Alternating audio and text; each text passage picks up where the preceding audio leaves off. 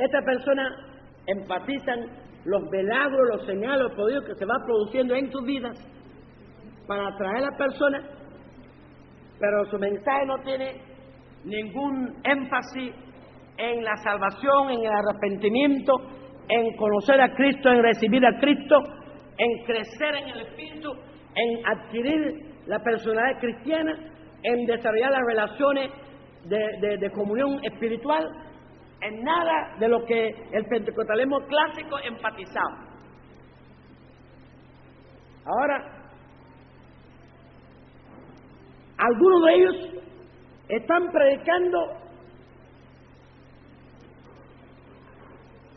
que hay que restaurar la profecía y el obispado. Entonces nombran entre ellos profetas y nombran entre obispos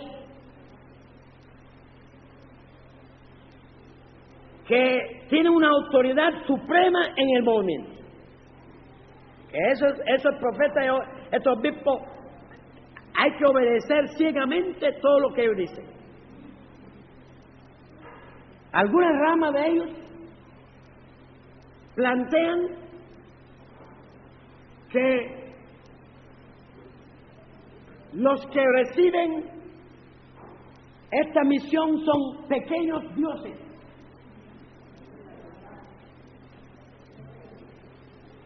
Porque son hijos de Dios. Y que como son hijos de Dios, son chiquitos dioses. Y que el poder que nosotros hemos recibido es porque somos hijos de Dios. Y bueno, yo no he leído eso ahora, eso es yo lo estoy diciendo ahora, mi interpretación. El hijo de un león es un leoncito, ¿no es así? Entonces, si somos hijos de Dios, somos diositos. Entonces, por eso que tenemos poder. Ahora, es verdad que somos hijos de Dios, ¿no es verdad? Pero yo quiero enfatizar aquí en esta tarde que toda doctrina que borra la diferencia entre el hombre y Dios es falsa. Toda doctrina que borra la diferencia que hay entre el hombre y Dios es falsa.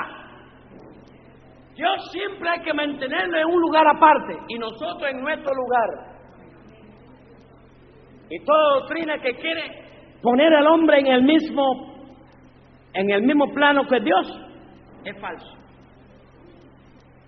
Ahora este movimiento declara que las personas que llegan a estar tan cerca de Dios, que Dios le da una misión y que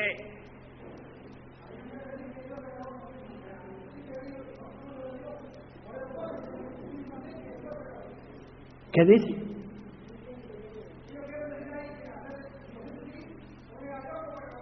Efectivamente.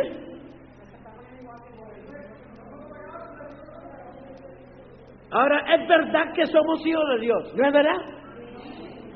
Pero somos hijos de Dios en un sentido diferente a como Cristo es hijo de Dios. Cristo es Dios, pero nosotros no. Entonces, usted ve cómo Satanás mezcla la mentira y la verdad para engañar. Ahí está. Ahora bien, esta persona también predican la prosperidad. Dicen que un cristiano tiene un derecho de tener prosperidad.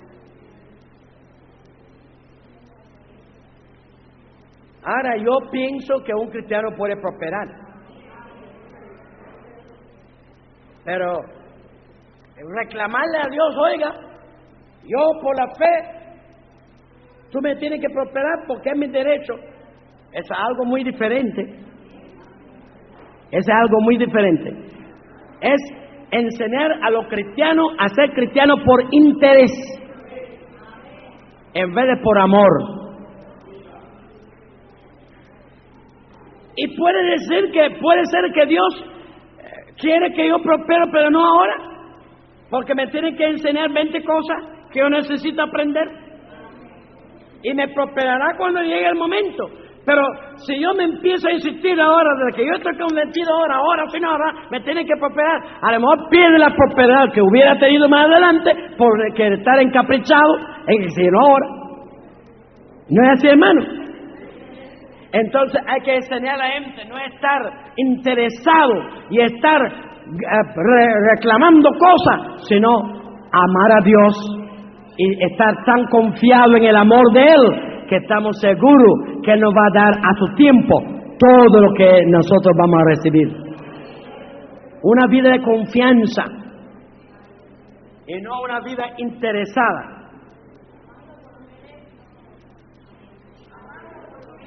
Por lo que Él es, sino por lo que Él da. Esta persona también tienen un concepto muy especial de la fe, en la cual plantea que la fe permite que si nosotros tomamos la palabra de Dios, de la palabra de Dios, y la hablamos con fe, esta palabra adquiere un poder especial. Eso es una forma de mostrar como somos mini dioses, somos diositos, en la misma forma que Dios puede hablar y su palabra crea cosas.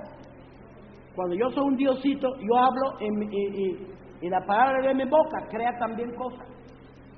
Y yo puedo transformar mis circunstancias, cambiar la persona, cambiar las situaciones, hablando la palabra de fe, y esa palabra con una fuerza creadora cambia y transforma la cosa. Ahora, mis hermanos, toda esa cosa es muy lindo, pero hay que examinarlo muy bien. Usted no sabe que en el tiempo pasado la magia se basaba en las palabras que tienen una potencia para provocar resultados. Si usted conocía la palabra correcta que tiene que usar, usted podía repercutir en la naturaleza, en los fenómenos, en la vida de los demás. Tenemos que tener cuidado que Satanás no está introduciendo, después de siglos que hemos logrado vencer toda esa fuerza, que a través de esa tercera oleada está volviendo en una forma encubierta a introducir en la iglesia la magia y toda esa cosa. Déjeme decirle, yo dije ahorita que toda doctrina que no separa al hombre de Dios en dos categorías aparte, es falsa. Ahora voy a decir otra cosa. Toda doctrina que presenta un poder que no radica exclusivamente en la persona de Dios es falsa. La doctrina cristiana verdadera, el poder siempre radica en Dios. Y el poder puede actuar a través de mí, y puede a través de tú, o de cualquier otra persona, y a través de la iglesia, pero siempre es Dios actuando. Y tenemos que tener cuenta siempre cuando vamos a separar algo de Dios y buscar en ese algo el poder, ya estamos en la superstición. Yo he visto cristianos sinceros que van a salir y ponen una Biblia sobre el timón. Una Biblia. Y es como si piensan que la presencia de la Biblia ahí va a ejercer con un resguardo, una fuerza sobre su vida.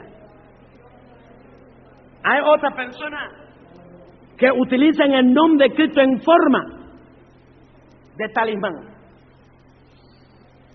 En el nombre de Cristo, como si la misma palabra Cristo es la que va a ejercer la fuerza sobre la situación. Y déjeme decirle que siempre que tú separas el poder de la persona de Dios, sea Dios el Padre, sea Dios el Hijo y Dios el Espíritu Santo, usted está en la superstición. El nombre de Cristo no es Cristo. Y si usted separa el poder de Cristo a su nombre, usted ya está en la superstición. El nombre de Cristo no es Cristo. Ahora, la palabra de Dios no es Dios. El siervo de Dios no es Dios. Y Satanás le gusta ir separando el poder de Dios a su palabra, de Dios a tu siervo, de Dios a su nombre, de Dios a las distintas cosas. Y poco a poco vamos dejando a Dios aparte. Igual que los católicos que dicen que no están adorando de la imagen, que están venerando lo que la imagen representa. Pero cuando llegue a ver, a lo mejor empezaron así, pero terminaron separando lo que está detrás de la imagen, adorando la imagen. Déjeme decir que las cosas no se llegan a donde van a llegar de hoy para mañana. Es un proceso poco a poco.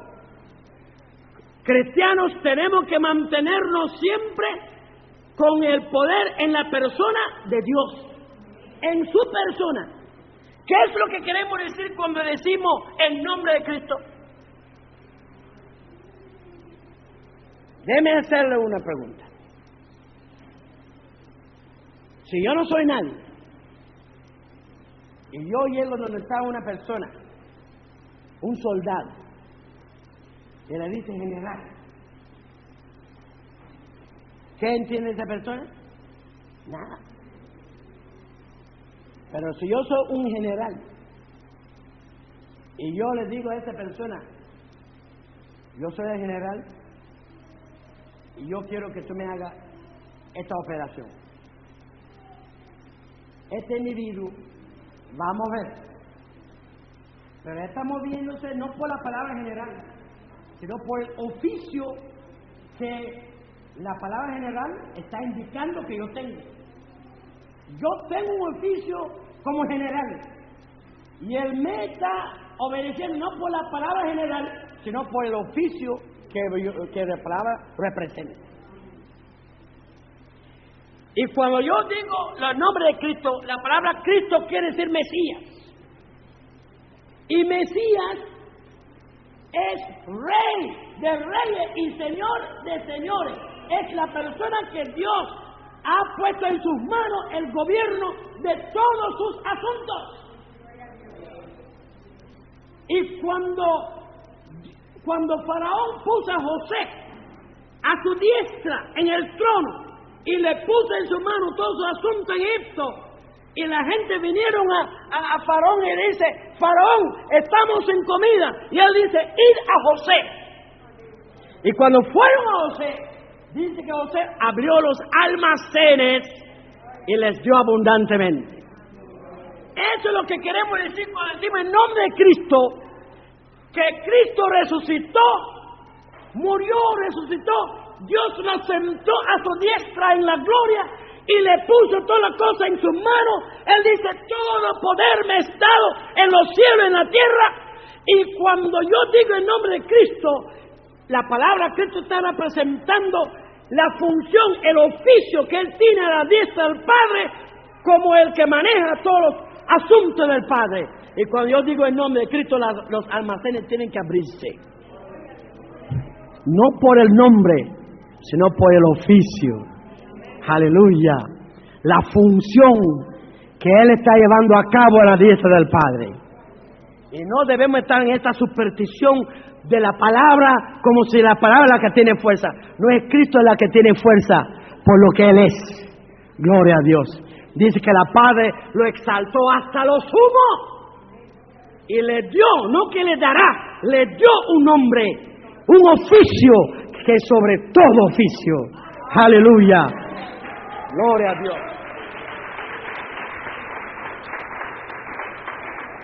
Entonces no hay nada de supersticioso en eso. Es algo muy práctico y muy real. Y nosotros, a la hora de ser iglesias que estamos proveyendo la espiritualidad, tenemos que pedirle a Dios que Él nos libra de todas esas nuevas manifestaciones que están andando por el mundo y que ya están llegando aquí a Cuba. Aquí está llegando todo tipo de personas. Y no es siempre que se sabe de dónde vienen. Y no es siempre que cuando la gente llega aquí se sabe si pertenecen al pentecostalismo clásico o si pertenecen a la segunda oleada o la tercera. No se sabe a qué grupo pertenecen cuando llegan. Entonces se quiere decir que a la hora de escuchar tiene que tener mucho cuidado, saber discernir, saber pedirle al Espíritu Santo, y cuando oye cualquier cosa que no suena, decir: Señor, líbrame.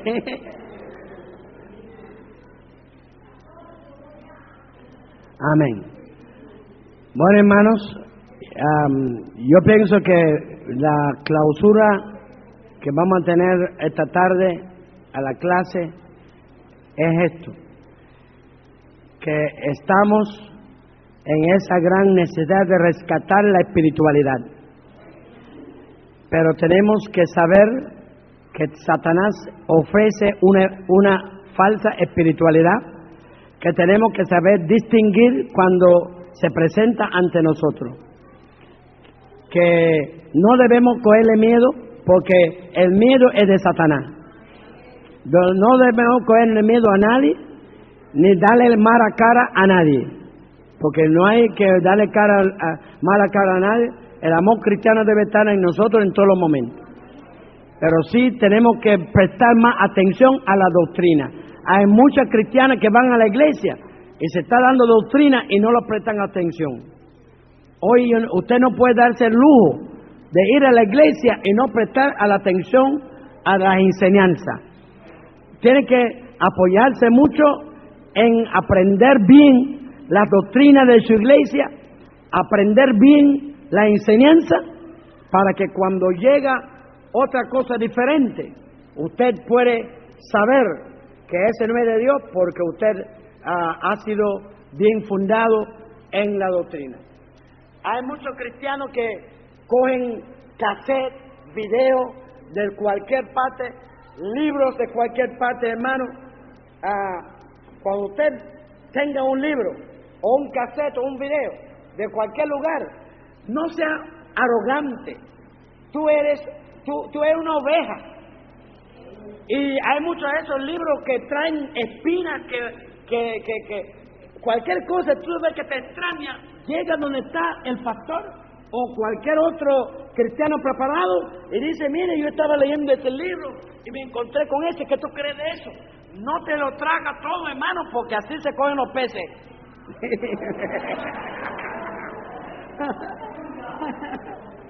Así se cogen los peces. Busca ayuda. Cualquier cosa usted ve, extrae un video, lee en un libro, llévalo a alguien que te pueda ayudar y aclara bien la cosa. Y es alguien que predica, aclara los conceptos. Hoy día tenemos más que nunca que prestar atención a lo que dice Cristo: velad. Y hay que estar velando constantemente para estar en la verdadera espiritualidad. Que Dios le bendiga.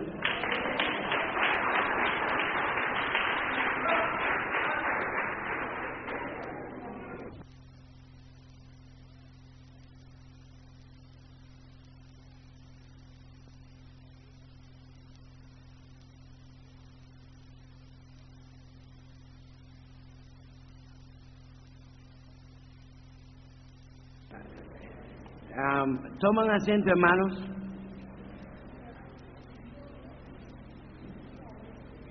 He sentido de parte del Señor terminar con un mensaje.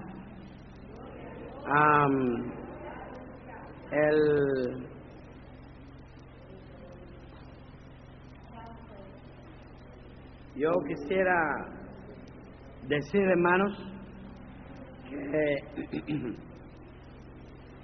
que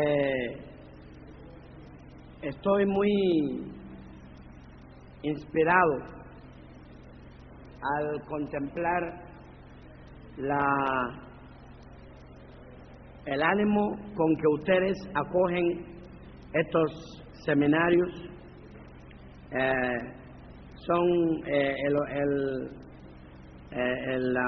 La programación es muy fuerte, muy intenso. Sin embargo, he visto cómo ustedes se esfuerzan en asistir y asimilar el contenido. Pienso que hay un gran potencial para Dios en ustedes, y pienso que el maligno estará luchando para estorbar y frustrar que este potencial se pueda explotar para Dios. Pero espero que el Señor permite que hemos contribuido un poco en que el maligno sea derrotado y que los propósitos de Dios sean realizados. Doy gracias al Señor por la invitación de ustedes a través del pastor, y he sido muy grandemente bendecido por esta oportunidad de compartir con ustedes en estos días.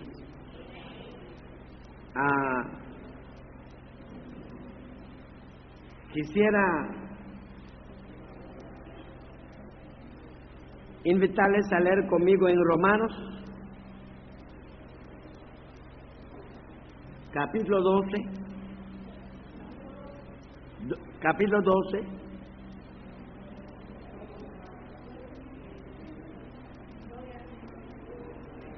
desde el versículo 1 al 16. Romanos 12, del 1 al 16. Vamos a pedir a uno de ustedes que tenga la bondad de venir al micrófono para dar lectura a este pasaje.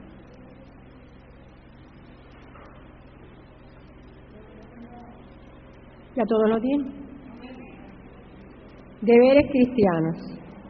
Así que, hermanos, os ruego por las misericordias de Dios que presentéis vuestros cuerpos en sacrificio vivo, santo, agradable a Dios, que es nuestro culto racional. No os conforméis a este siglo, sino transformaos por medio de la renovación de vuestro entendimiento, para que comprobéis cuál sea la buena voluntad de Dios, agradable y perfecta. Digo, pues, que la gracia que me es dada a cada cual que esté entre vosotros, que no tenga más alto concepto de sí que el que debe tener, sino que piense de sí con cordura, conforme a la medida de fe que Dios repartió a cada uno. Porque de la manera que en un cuerpo tenemos muchos miembros, pero no todos los miembros tienen la misma función, así nosotros, siendo muchos, somos un cuerpo en Cristo, y todos miembros los unos de los otros. De manera que, teniendo diferentes dones, según la gracia que nos es dada, si el de profecía, úsese conforme a la medida de la fe, o si de servicio, en servir, o el que enseña, en la enseñanza.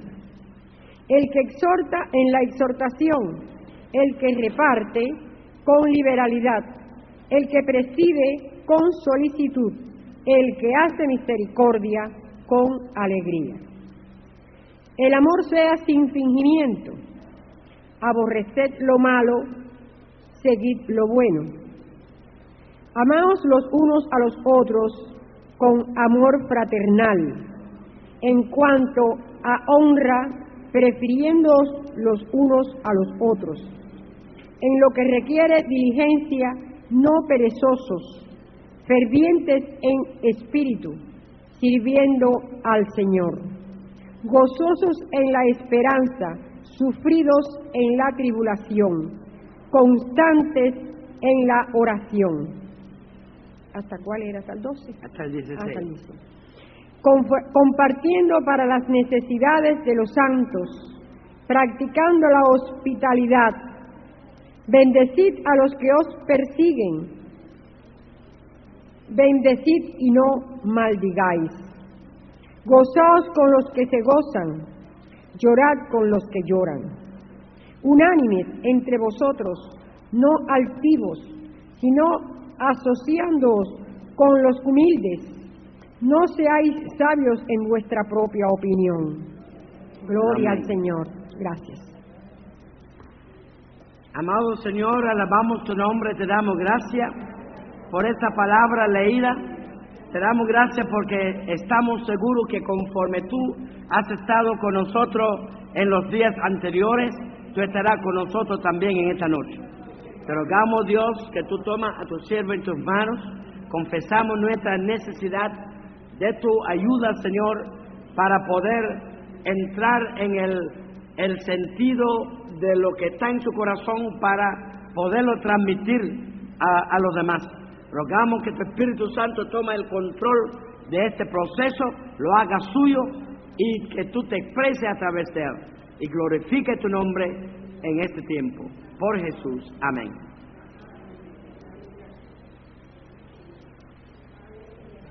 Hermanos, aun cuando hemos pensado en dar un mensaje en vez de un estudio bíblico, no obstante, el tema que estaba señalado para esta noche no está totalmente desligado del mensaje que he sentido dar a partir de este pasaje que hemos leído. Y nosotros queremos pensar en obreros preparados, preparando a cristianos espirituales. Obreros preparados, preparando a cristianos espirituales. Y cuando hablamos de obreros preparados, no necesariamente queremos decir obreros que han ido a un seminario. Queremos decir obreros espiritualmente preparados. Obreros espiritualmente preparados para preparar espiritualmente a los demás. Fundamentalmente, la tarea del pastor o del obrero es preparar espiritualmente a la gente. Pero para poder preparar espiritualmente a los demás, es necesario que nosotros mismos estemos espiritualmente preparados. Hay muchas personas que han llegado a ser obreros poco tiempo después de ser convertidos. No es siempre que esto sea aconsejable, porque es muy bueno que el nuevo convertido experimente ese tiempo de ser pastoreado, porque después pastorear va a permitir que recordamos cómo fuimos pastoreados para luego tenerlo como algo que nos ayuda luego para poder pastorear. Pero también hay muchas cosas esenciales para la consolidación de la salvación. El que nace de nuevo es como un niño chiquito que tienen que darle leche y tiene que llegar a ser destetado, y hay muchas personas que empiezan a ser obreros antes de ser destetados. Entonces está en desventaja. Entonces esperamos que Dios permita que si hay obreros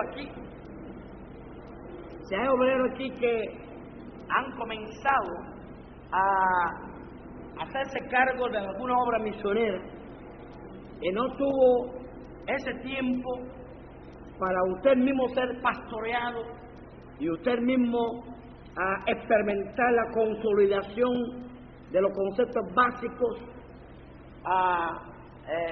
que implica la doctrina cristiana y lo que es la formación en su personalidad para desempeñar con seriedad y fundamento esta labor.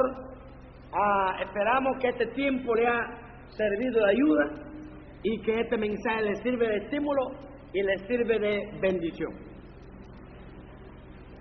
Las iglesias espirituales que Dios ha levantado en el mundo, que han salido de esas épocas de apostasía y decaimiento del que hemos hablado en el primer tiempo que tuvimos, que la iglesia de caída y levantamiento, como sucede con los niños en crecimiento que tienen sarampión y que sacan los dientes, tienen convulsiones de estómago y hasta muchas veces llegan a estar cerca de la muerte con enfermedades y afecciones, trastornos, y hay que luchar con ellos, nutrirlos, cuidarlos hasta que lleguen a la adultez. Nosotros los obreros tenemos que tener esta misma experiencia con la iglesia. A veces está en alto, a veces está en bajo, a veces llega tiempos de periodo de apostasía, individual, localmente, globalmente, pero no tenemos que desalentarnos, no tenemos que desanimarnos, tenemos que comprender que en todo los tiempos nuestro trabajo es crítico, nuestro trabajo es vital, y como decía el pastor una de las noches, cada cual es clave en el plan de Dios. Y encontramos que al hablar de la espiritualidad, que es la característica fundamental que los obreros cristianos están buscando en los cristianos, y por eso es que tenemos que ver en nuestra obra tres momentos importantes, porque dos de esos momentos hemos hablado y queremos enfatizar el tercer momento en esta noche. Los tres momentos importantes es el momento de la salvación, porque no hay espiritualidad sin una salvación auténtica, y hemos estado enfatizando esto mucho en estos tiempos. Hace falta una salvación auténtica para que haya espiritualidad, y el diablo está levantando carismatismos de distintos tipos que enfatizan espectáculos, enfatizan sensacionalismo, enfatizan movimientos del cuerpo, actividad corporal, cosas materiales, y van descuidando estos aspectos de la salvación, ese aspecto del nuevo nacimiento, ese aspecto de la cruz del Calvario, la sangre de Cristo, la fe en la obra transformadora que Cristo puede hacer en los individuos, el celo por la santificación de la persona y por la santidad en la vida de los creyentes. Toda esa cosa se va descuidando, se va eliminando, entre tanto que se va concentrando en la masificación de la iglesia y el presentar shows y espectáculos para mantener las masas animados y estimulados. Y la iglesia pentecostal, que es uno de los grandes movimientos que se levantó para rescatar la espiritualidad, es necesario que la iglesia pentecostal no se divorcia de las preocupaciones de la visión y la pasión que le dio origen de la carga de aquellos que fundaron ese movimiento, llegando a preocuparse por otras cosas triviales, sino que la iglesia debe recuperar estas visiones, recuperar esta pasión y volver de nuevo a cargarse de que haya una salvación auténtica en los cristianos que acuden a la iglesia. También en esta tarde estamos tratando sobre el crecimiento. Es el segundo momento. El pastor debe guiar el crecimiento de los creyentes. Y muchas veces pensamos que es guiar el crecimiento de los números de la iglesia, el crecimiento de las finanzas de la iglesia, el crecimiento de las actividades espectaculares que estimula a la gente. Pero no es eso el principal preocupación pastoral o del obrero, sino es el guía del crecimiento individual de cada miembro, que cada miembro esté guiado en su desarrollo y crecimiento espiritual. Y en esta tarde hablamos mucho acerca de elementos que constituye ese crecimiento en el creyente y otros elementos que estorban y trastornan esta visión y este proceso del crecimiento, del avance en los cristianos. Cuando no hay nacimiento, no hay espiritualidad. Pero si no hay crecimiento, tampoco hay espiritualidad. Los cristianos estancados no son espirituales. Los cristianos petrificados no son espirituales. Los cristianos estereotipados no es cristianos, no son espirituales. Y muchas veces llegan a ser estorbos en la iglesia porque esa misma petrificación y esa misma estatificación del cristiano hace que piensa, siente, reaccione de una forma que crea trastornos en la propia iglesia. Es necesario cristianos dinámicos, cristianos que crecen, que se desarrollan, que pasan por las etapas. Y déjeme decirle que crecer significa pasar por etapas. Y hay muchos cristianos madurados con carburo, pastores madurados con carburo, obreros madurados, teólogos madurados con carburo. Son las personas soquetes y soberbios, son personas maduradas con carburo. Y entonces, el problema de ser un obrero o un pastor madurado con carburo es que usted es una persona precoz, una persona prematuro, que cree de sí mismo más de lo que le conviene creer de sí mismo. Cuando usted piensa que una fruta madurada con carburo llegó antes del tiempo a ser una fruta madura, pero carece de dulzura, carece de propiedades nutritivas que debe tener y carece del sabor que debe tener,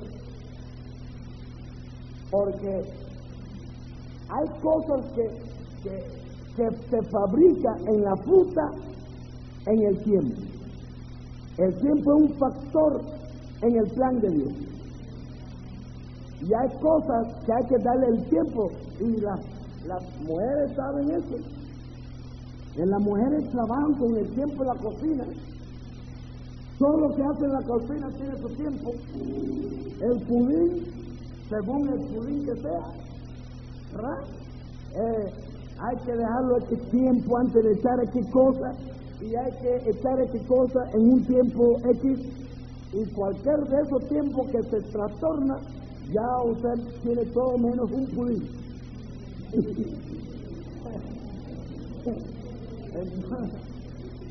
Entonces, encontramos que tenemos muchas veces la mentalidad de producción ¿cómo se llama esto? Producción en serie, en la cual en el mundo moderno, donde usted mete las cosas en la fábrica y sale el material por aquí, y sale el producto terminado por allá, y a veces nosotros quisiéramos que la iglesia sea una fábrica de cristianos, que metemos al cristiano crudo por acá y va saliendo a granel cristiano por el otro lado. Pero eso no puede ser. Cada cristiano es un mundo, la mente es un cosmos, la personalidad es el mecanismo más complejo que hay. Y para que Dios trabaje todos los milagros y las maravillas que Él quiere hacer en la persona, ese cuesta tiempo y lleva tiempo. Hace años el Señor a veces me da aforismos. Y entonces yo hace años que oía a los obreros de mi obra, y ahora que me acuerdan en determinadas ocasiones esos aforismos. Ese aforismo decía: el tiempo es la matriz de los propósitos de Dios, y el obrero apurado malogra el bebé. El tiempo es la matriz de los propósitos de Dios, y el obrero apurado malogra el bebé. Es decir, que el obrero tiene que saber trabajar con el tiempo. Hay cosas que no se puede lograr de hoy para mañana. Hay cosas que tienen que fabricarse dentro de la conciencia del corazón en el tiempo. Hace falta tiempo para esa cosa que dan en la mente, en el espíritu, en el corazón de la gente. Y tenemos que saber trabajar con el tiempo. Los cristianos no nacen hoy y por causa de alguna cosa extraordinaria se hace cristiano mañana. No. Es un error muy grande pensar que cristiano se puede hacer en base de milagros, prodigios y señales. No, Señor. Los milagros, prodigios y señales pueden dar estímulos a la fe. Lo mismo del pecador y del cristiano, pero no le forma, mis hermanos, no le forma. La personalidad es la única cosa que no puede ser creada ni fabricada.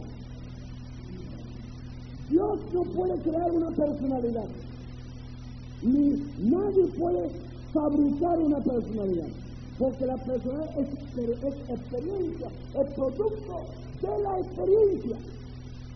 Es la experiencia la que fabrica la personalidad, la experiencia del individuo. La experiencia que él vive le va formando, le va fabricando. Entonces, un prodigio no es un prodigio, un señal o una serie de señales puede estimular la fe, pero las cualidades, los atributos que tiene que desarrollarse la personalidad se desarrolla en el tiempo, no en un instante de un prodigio. Y entonces es necesario que no se levanta una iglesia espiritual queriendo que los prodigios, los señales, las manifestaciones de poder fabriquen cristianos. Este es un concepto muy equivocado. Los cristianos hay que trabajar con ellos, hay que pastorear su transición de una etapa a otra etapa, hasta que salga la personalidad formado en la matriz del tiempo. Y entonces tratar de sustituir el tiempo por el espectáculo no va a dar resultado. Entonces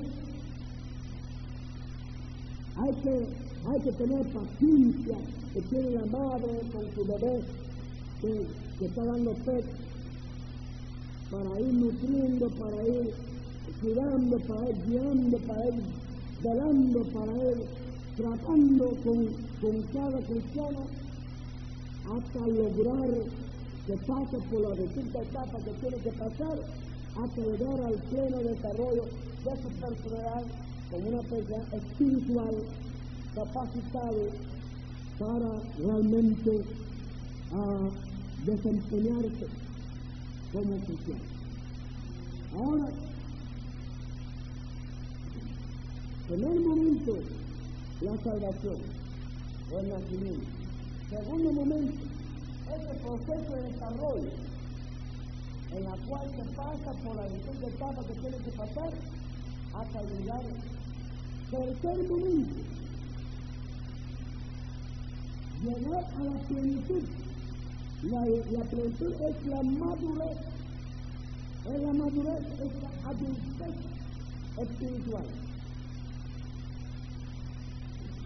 Una iglesia que se apoya en espectáculos nunca cuenta con cristianos maduros para encargarse de los asuntos de la iglesia, porque o bien va a tener que contar con bebés para encargarse de la cosa de la iglesia, o bien va a tener que apoyarse en gente madurada con carburo, pero no va a poder apoyarse en cristianos espiritualmente adultos, maduros, porque eso es un proceso de crecimiento, de desarrollo, pasando por las etapas sin faltar ninguno, que lleva a la persona a estar plenamente en esa plenitud de la personalidad y de su relación con Dios.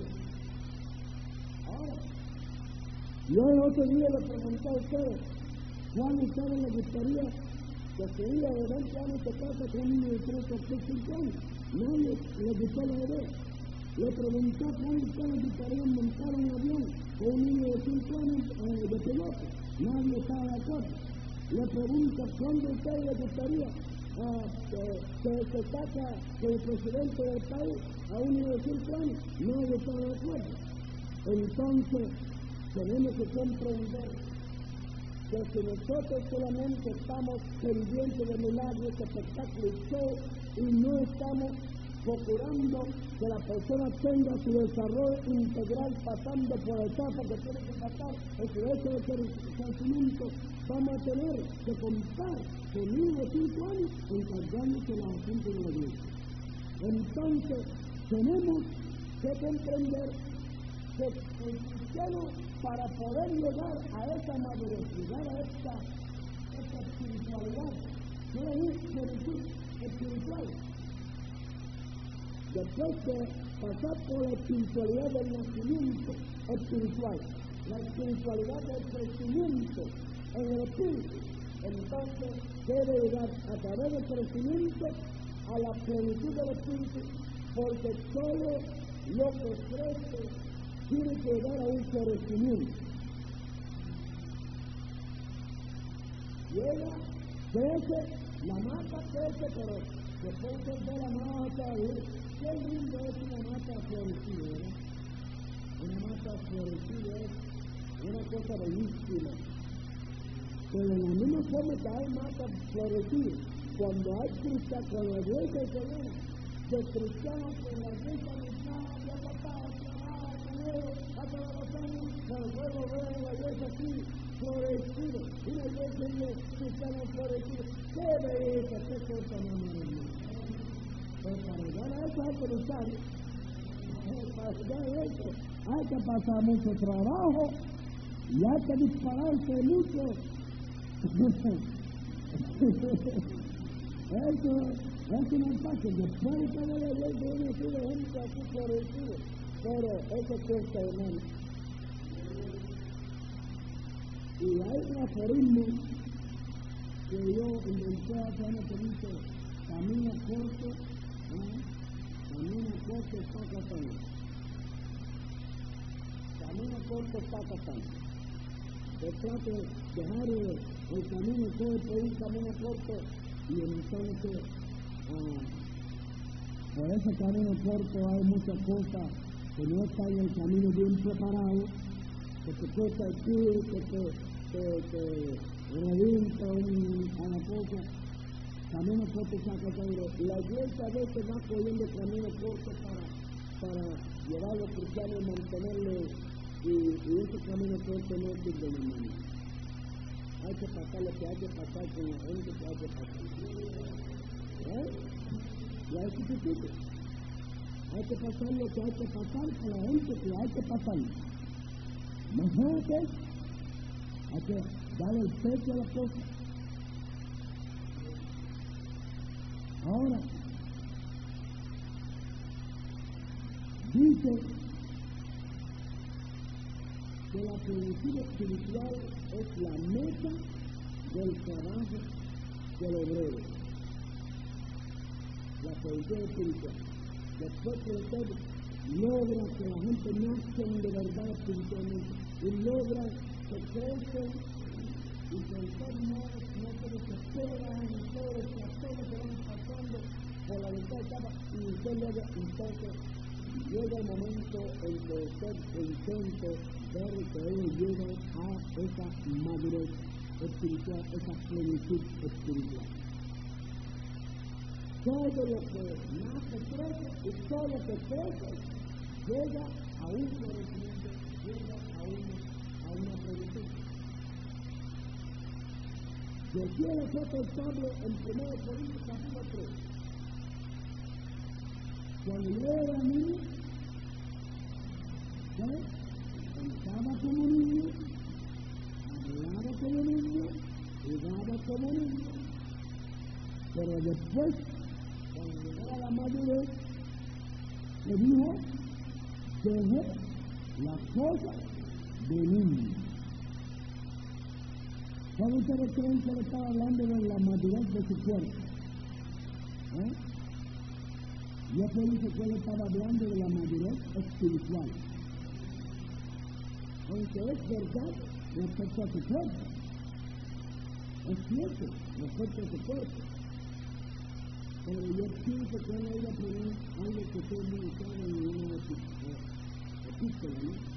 Pero yo pienso que él estaba haciendo una aplicación espiritual de lo que sucede en el terreno natural.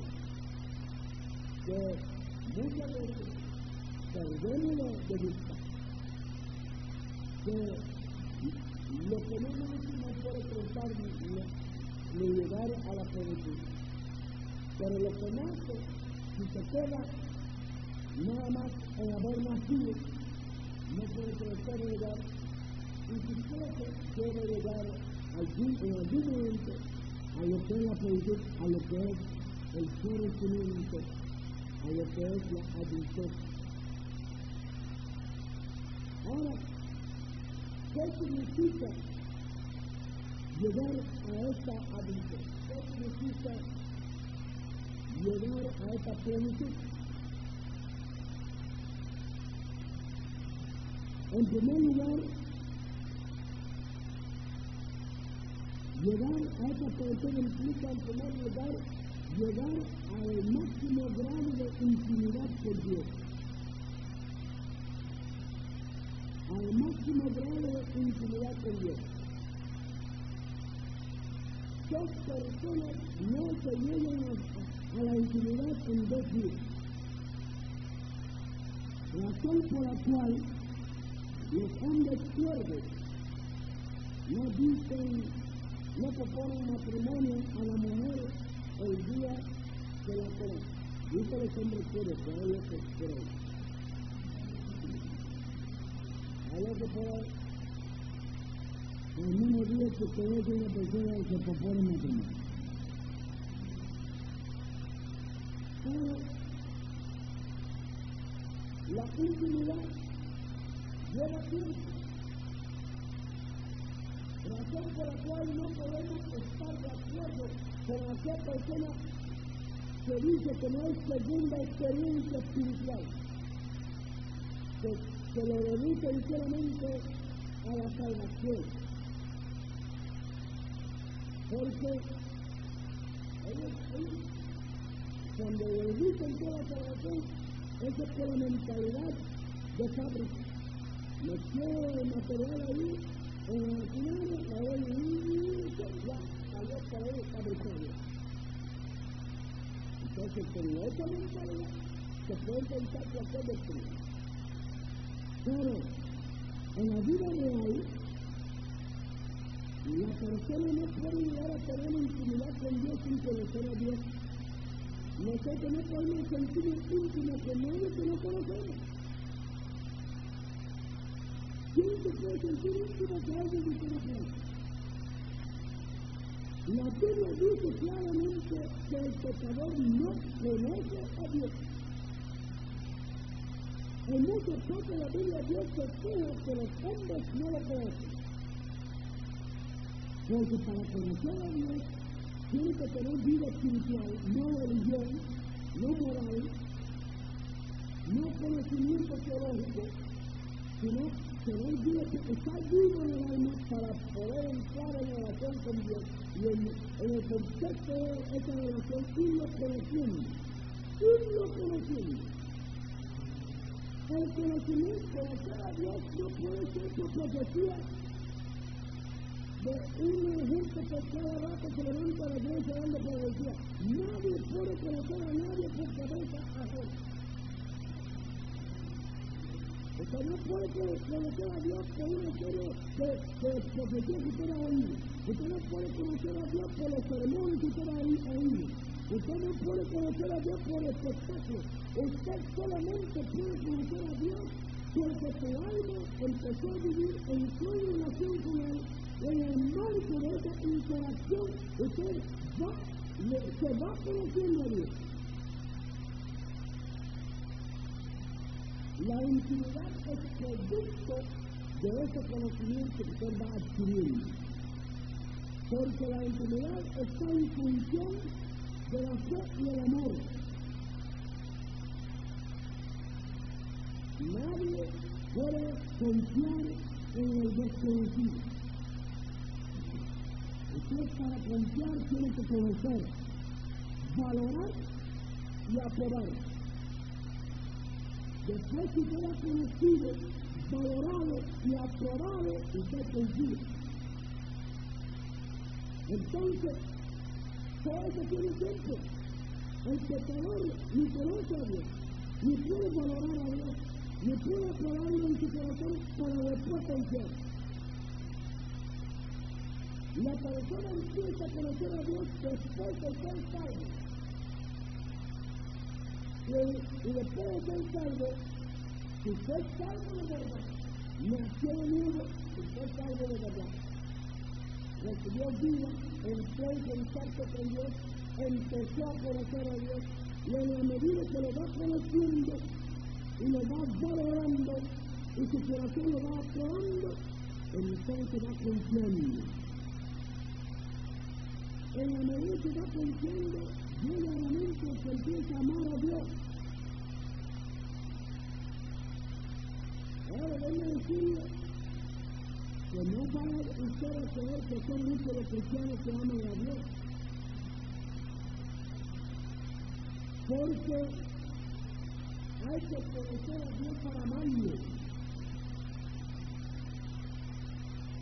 Y si usted no ama a Dios,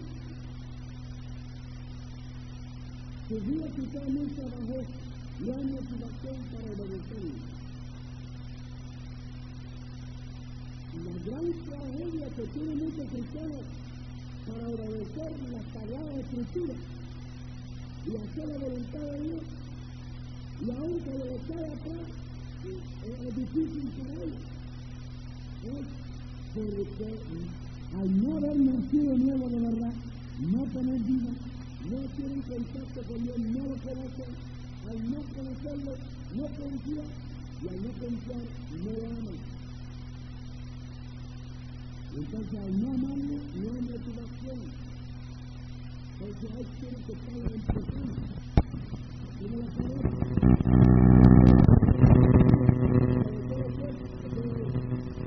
Ustedes pueden ver, lo empuja, lo suelta, hay cristianos caminen, pero el concepto de la mano, ahí se queda. Entonces, para estos cristianos es gente no conocen a Dios, no lo aman, y por tanto no hay motivación para ellos estarse moviendo ellos solos. Tienen que poderlo entrar porque Dios está en otra mente.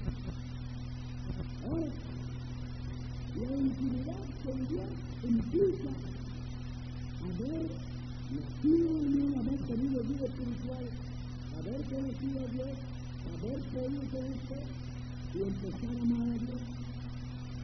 Ahora, cuando amamos a Dios, hay una situación muy específica. Todos los cristianos rápidamente llegan a tener fe en Dios. ¿Por qué?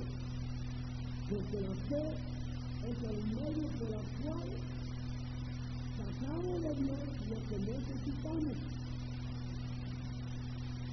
Y nos amamos nosotros mismos y vemos a Dios que le drena el deseo y rápidamente le llegamos la fe. Rápidamente tenemos mucho deseo, tenemos mucha fe para traer.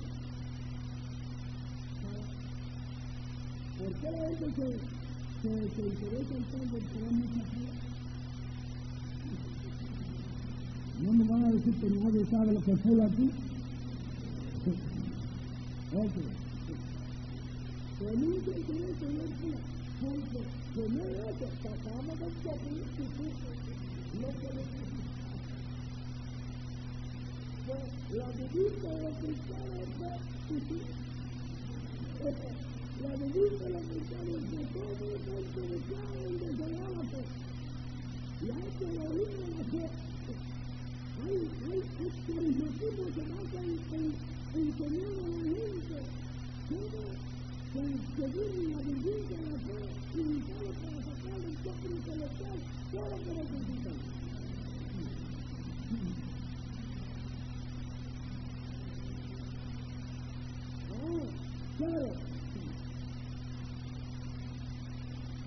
Claro, a Dios le interesa algo diferente.